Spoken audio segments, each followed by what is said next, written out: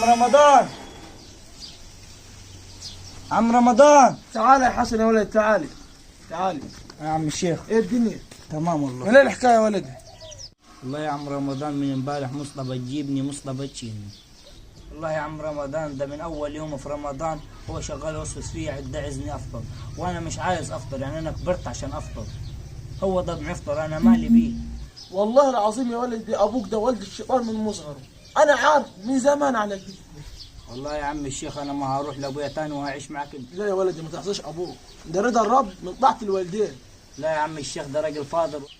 بص يا ولدي، قال الله تعالى بسم الله الرحمن الرحيم: شهر رمضان الذي انزل فيه القران هدى للناس وبينات من الهدى والفرقان.